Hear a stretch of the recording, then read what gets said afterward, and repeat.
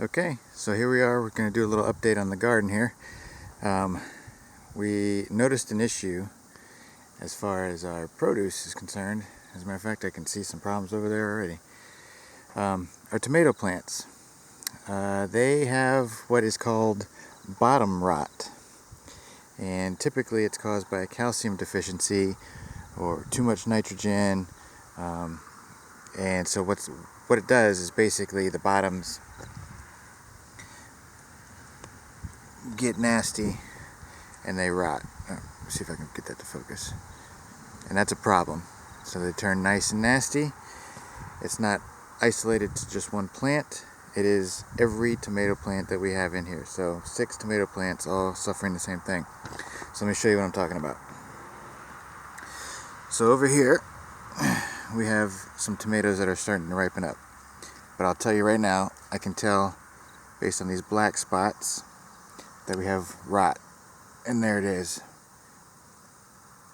And so you got to get rid of those immediately. What they say you can do is add some calcium to your soil, some bone meal or some eggshells. Ryder, don't touch those. And it should help amend the problem. Now the problem is, the only way you can tell if you have a calcium deficiency is to test your soil, check the pH of the soil and all that, and that's a lot of work. But there's also a report. Ryder's showing me another one. Oh, yep, there's another bad one.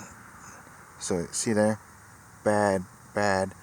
Every single tomato that we've got is turning black and it's on the bottoms. It's only on the bottom, so that's how we know what exactly it is. So we'll have to get rid of these, but we'll go do that on the other side.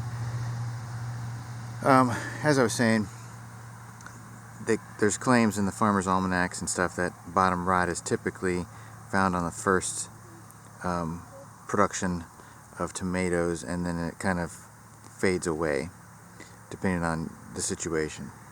Now I know that we use topsoil and we amended it with compost, so there's not really a whole lot of nitrogen in here, with the exception of maybe the manure that we used. But a bag for a bed this size shouldn't be that big of a problem, especially with how much leaching and stuff we have as far as losing manure and nitrogen through the ground.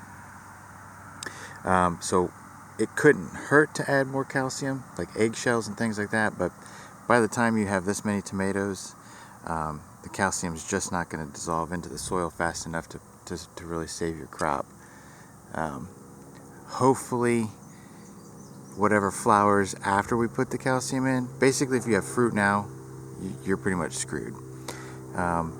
Any new forming produce shouldn't be affected if the calcium is amended. And I will say that it also affects your peppers. Okay, so not just tomatoes, but it can affect any kind of pepper as well. Daddy, can I take the... Not yet, buddy. So that's just kind of an update on our garden. The lettuce produced really well.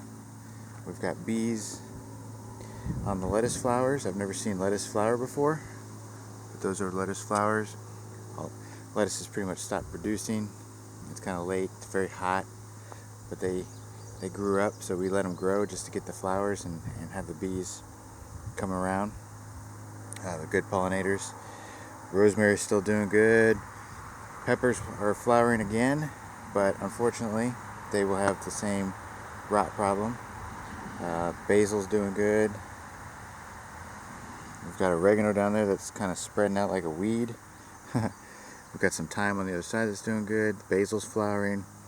So it's been a fun experiment. The kiddos enjoyed it. He's over here poking along. He wants to rip off the bad ones. Now as far as our onions are concerned, the onions are still growing. They're not growing as fast as we'd like. We are picking out some of the smaller onions that have had the stalks die off, and they're kind of like micro onions, so they should have a little bit of flavor to them. But I got to go ahead and get these picked off and see what we can do. So stay tuned. Maybe we'll do another update when we start amending the soil to add more calcium. But again, like I said, it's kind of late in the season, so cross your fingers. All right, on to the next.